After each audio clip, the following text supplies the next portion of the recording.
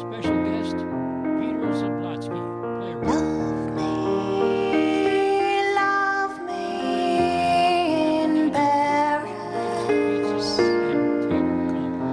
Love me in London. Now here's Judy. Love me around the world. Thank you, Lee, for another wonderful introduction. And today I have Peter with me. He's a very famous playwright. Well, a lot of people know him. He had written a lot of wonderful plays. And we are here in East Hampton, and the last play that you showed everybody was a play reading. It was that I had the pleasure of sitting in on. And it was very interesting, and in my opinion, it was a very difficult piece to write, back and forth to Pleasant, but you did such a good job on it. Thank you, and thank you for having me. Yeah, that play was an interesting play. It was called Who's Not Ready, Holler I. And it is my most recent play in one sense. We presented it at Naked Stage. But it has a bit of a history. It was probably the first draft of that was probably the first thing that got me noticed. And it was an application to something called the Eugene O'Neill Theater Center National Playwright Conference in Waterford, Connecticut. And that's run by Yale, and Lloyd Richards is the artistic director. And that was a very, very nice credit for me to get in terms of ultimately having a work presented. But I probably wrote a draft of that about 15 years ago.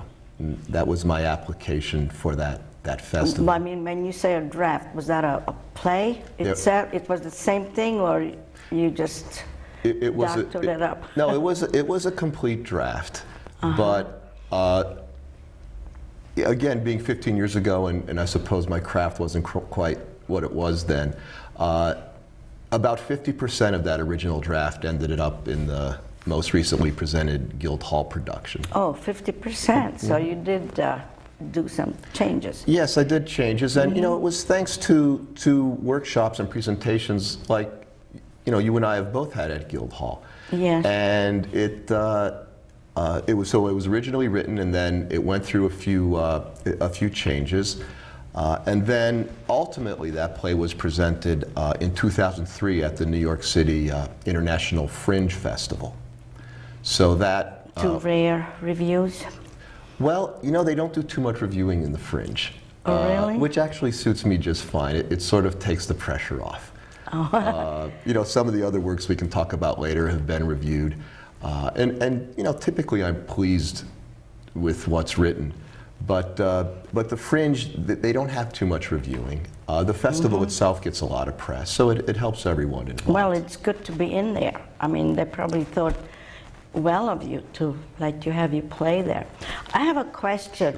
You rewrote, you had added to it. Did somebody suggest it to you, or you did it by yourself? I'd have to say, ultimately, it stems from suggestions. Suggestions. Yes. Yeah, so, the play is about a woman who develops the power to disappear, and we have her past life and her present life. Yes. And the past life I did all myself, but the present life wasn't quite working. And you get a lot of suggestions, and when you get a good one, you know it. And ultimately, I got the good suggestions to help with the present life of this character. And that allowed me to write the version that was in the Fringe Festival, and that Josh Pearl and Naked Stage were kind enough to present at Guildhall just a couple weeks ago. Yes, I was very impressed, because as I said, I thought it was difficult to do those changes, past and present, and some like disappear, and I just thought it was difficult to write, but you did a great job of it. Okay. And just very quickly, I want to say that the reason I asked, because one of my plays I changed so many times because people said this way, that way, that way. So that's why I asked. So what about the other plays? First of all, I would like to know where you're from. Oh, okay. Well, I grew up in what people around here called upstate New York, but we never called it that. It was Binghamton, which seems to be barely in New York, almost in Pennsylvania. But I grew up in Binghamton, and I went to undergraduate at Penn State, which is right in the geographical center of Pennsylvania. They pounded a stake in the ground, and that's where they put the college. And then I went to Columbia in New York City, and I stayed in New York for 20 years, and now my family and I live permanently here in East Hampton. How did you venture to the Hamptons? Well, you know, we live north of the highway, so can't really count us as in the Hamptons, right? Why not? Of course, this is the Hamptons. Well, we feel we live in the residential, the true residential areas of East Hampton. Basically, as the kids grew, we would go out to Shelter Island a lot. And when it came time to make change and get a little bit more room, you know, East Hampton seemed a little more dynamic in the off season, and a place like Guildhall sort of proves that judgment was right. So that's how we ended up out here. Yeah, I love it here too. So when you went to school, did you major in journalism? No, my major was political science, and Columbia was a law degree. So I didn't. I had always been a musician. All my life I'd been a musician. You're kidding me. And when I moved to New York and saw the musicians, I thought, well, you know, this will be a nice hobby, but I'm not going to be playing a lot in New York. I felt my writing skills were stronger than my musical skills. So I threw my creative energy into that. And it paid off. It paid off, with, again, being the big break, being Who's Not Ready, Holler I, being the basis of that O'Neill application. That really, you know, that conference, they get close to 2,000 applicants a year. They take about 10. So, and Lloyd Richards having been so well known, that really did open some doors. So and that title is very intriguing, but do you think most people would know where it means? Well, this is my own sort of lack of sophistication, because where I grew up, everyone knew that when you played hide and seek, you said apple, peaches, pumpkin pie, who's not ready, holler I. And then as I sort of moved out of the Binghamton area, I realized that was a pretty colloquial expression. So I make sure in the play that one of the characters says it several times so people might understand where it comes from. Yes, I mean, I heard it. So which was the first play that was presented? Okay. The first play that was actually got a nice presentation was this play called Off the Meter. And that was the play. My application for the O'Neill was Who's Not Ready, Holler I. But there it is. Okay, good. And ultimately, Off the Meter was the play that the O'Neill took and ran with. So they did a nice presentation of it. I got, you know, the credit for it. It was a playbill credit, which is a nice credit to have. And then we presented it. It was lucky enough to be presented at the Hudson Guild Theater. It had an off-Broadway run there. In 2001, I think, I'm forgetting a little bit, but we had a good run. Is that a drama? I presume. Yeah, Off the Meter is a drama, to the extent that there's humor in it. It just comes from the relationships of the character, but it's not a comedy. It's a drama. Yeah. How many people? It's two major characters: a cab driver and an investment banker, and then their bosses.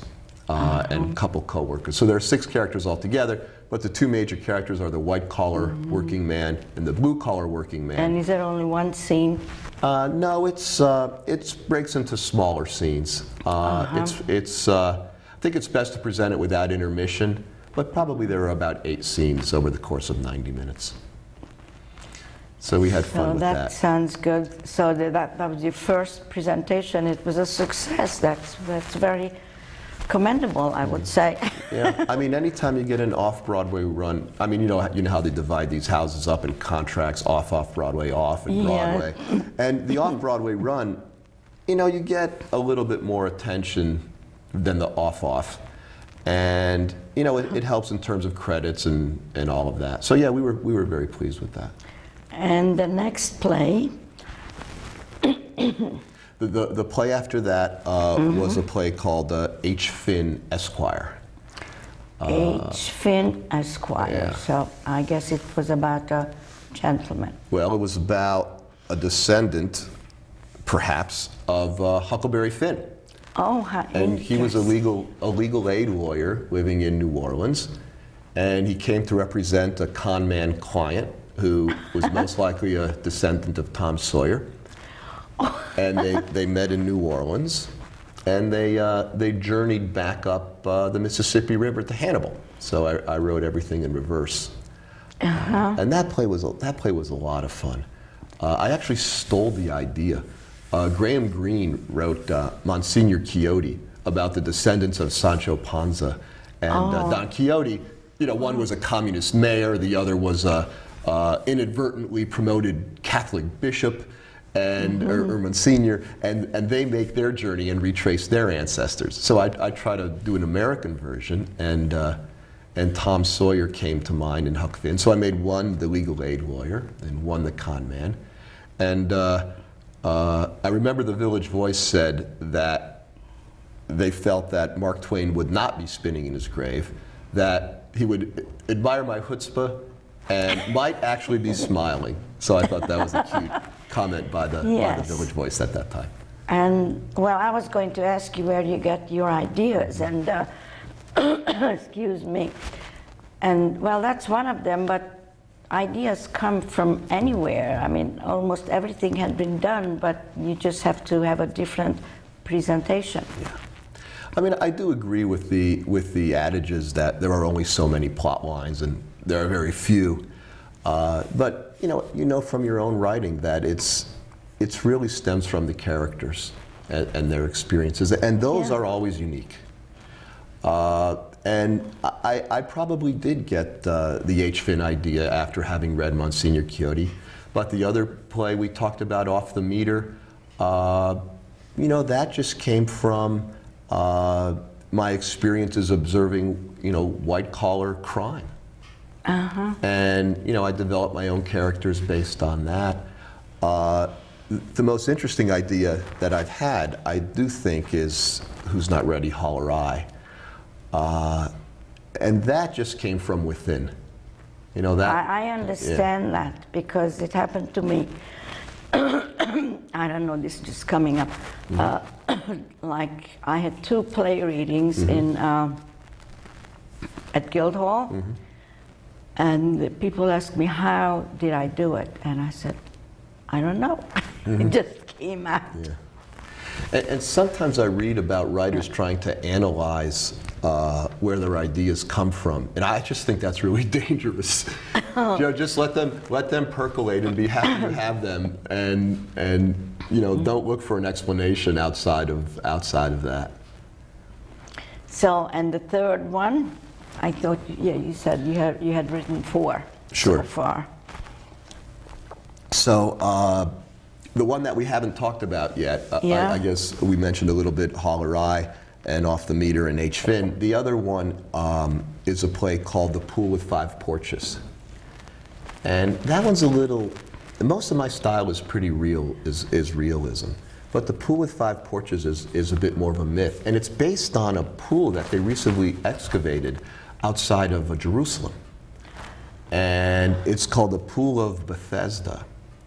And it was always thought to be a myth from ancient times, but they've actually found it. And it was a pool that believed to have healing waters. And so the sick people in terrible need and terrible pain would wait by the shore of the pool, what they called the porches of the pool, and then they would go in. But the catch was, which I just find amazing, you could only be healed after the water bubbled or roiled, and only the first one in would be healed. So you had all these terribly sick people racing each other because only the first one in would be healed. So I wrote a play about 2 characters who were waiting and essentially competing for a miracle that they thought would spring from this pool. So that was a little bit out of character and style for me, but I just couldn't resist that. Very interesting, very.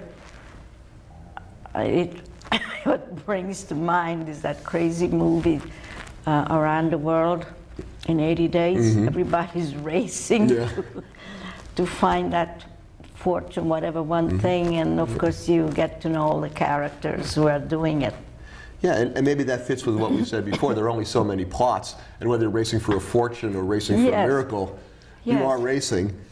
But that gives me an idea for a new play.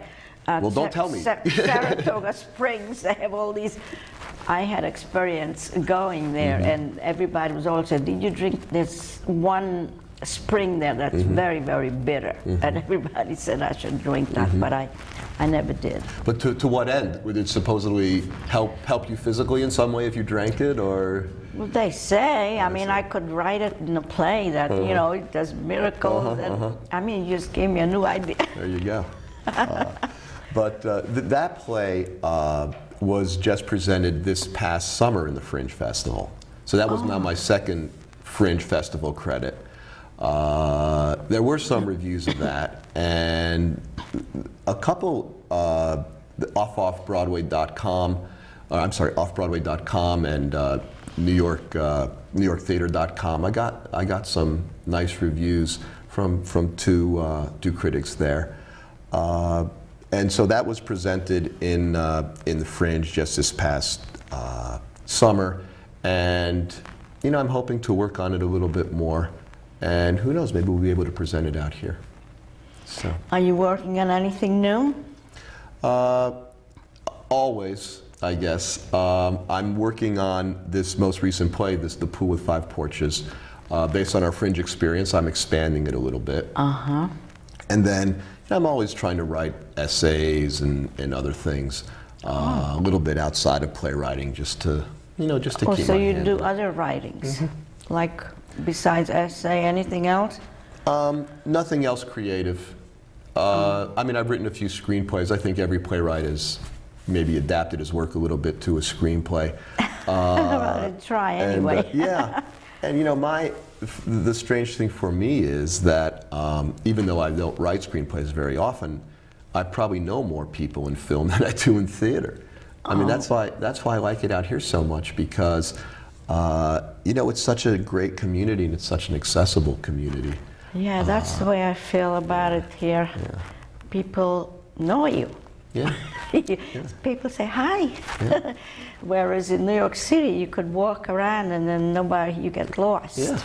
And you know, even with the credits that I have in theater, you know, it's not like I have great contacts. It's not like I could call up, you know, very moneyed producers and say, you know, here it is, and they say send it over. But you know, send it over. That means absolutely nothing. Yeah. And even if they said it, it wouldn't mean anything. Yeah. But here, not only do they mean it, but they do it. Yes. You know, they follow through, and boy, this Naked Stage is, I think, one of the best things they did for playwrights. Yeah, and sure, it is, and Guildhall too. I mean, you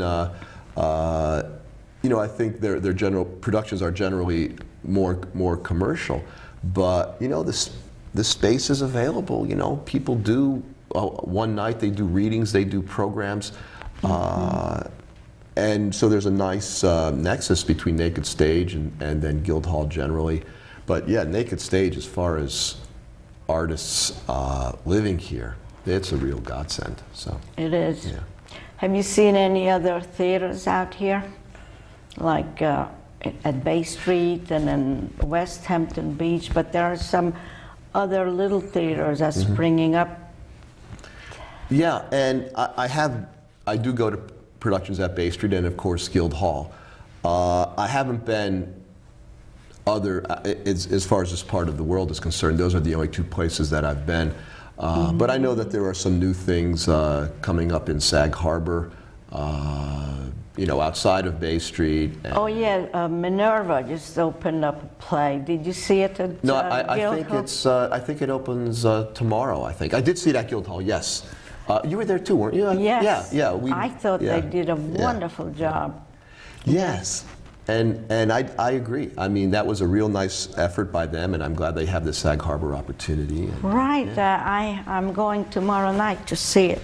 Oh, okay. All right. Well, I want to support her. She's really wonderful. Yeah. She was in she was reading in one of my plays. Yeah. And as you know, she and Joe did Holler Eye at Naked's. Yeah. They were the two leads in that. Yes. So, so I'm glad they have this opportunity. I think it's great for them. And, do you plan on doing anything else, like theater-wise? I would be happy if we could incubate productions here, Yes. through Naked Stage, through smaller venues here, and then if it moves somewhere, it does. But really, all you can ask is To be heard. is to be heard, and Yes. if somebody wants to, and we know that beyond that, it's all about money. Oh, yes, but there's so much money out here, I can't believe it. Yeah, but they still have to want to spend it on you. I know that. Well, there are some people who know how to do that. Yeah. That's a talent by itself. Yeah. And I'm not sure I have that one. I don't either. I mean, there's so much you can do. And since you mentioned that you were a musician, what instrument? Do you play an instrument? Oh yeah, getting to that. Well, growing up, I was forced to take piano lessons, which of course I'm now happy about, although I hated it at the time. And then I self-taught myself how to play bass, because of course I had to be in a rock band. Yes. And then along with that came some reed instruments like clarinet, and I also taught myself guitar. But the classical training was on piano and clarinet, and then guitar and So how bass many were songs self-taught. did you write?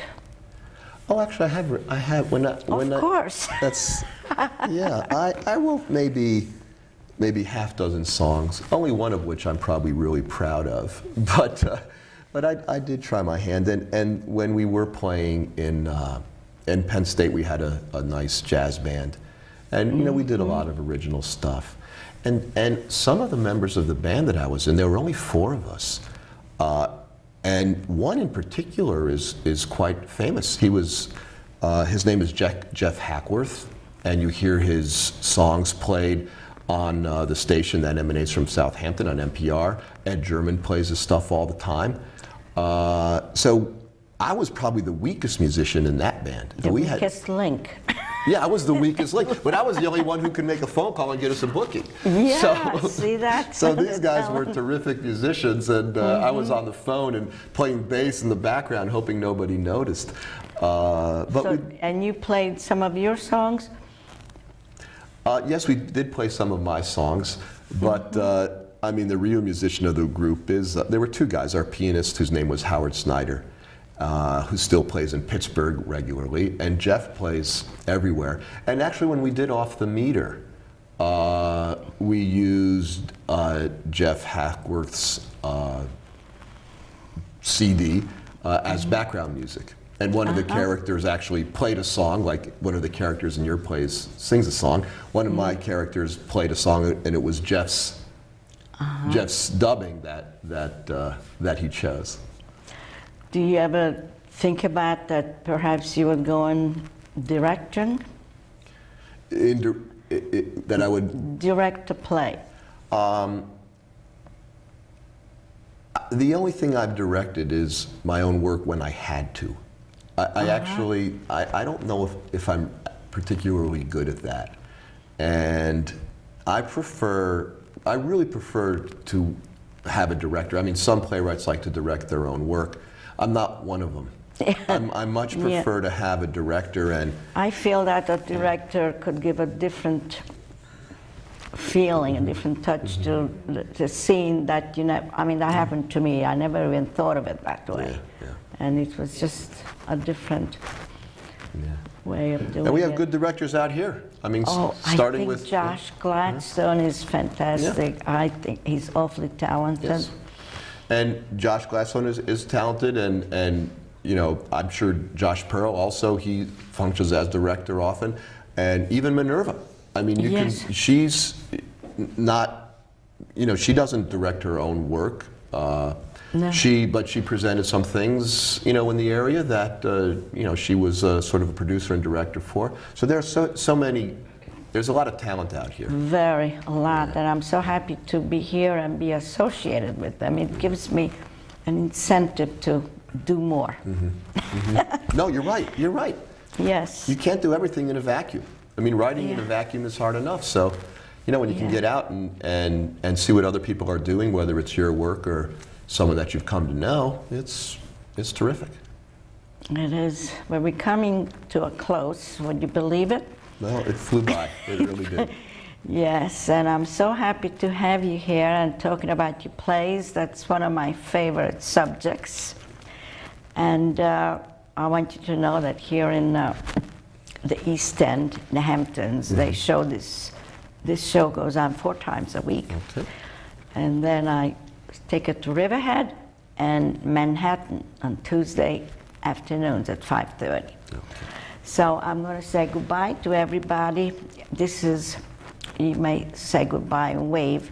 Okay. Oh, you want me to do that? Yes. Oh, I'm sorry. Okay. Goodbye, everybody. Goodbye. There's a story behind that. All right. And you know, everybody has a trademark. Like Dinosaur used to do. And Loretta Young was that with the ear? Carol Burnett. Oh, Carol Burnett. Yeah. And what did Loretta Young do?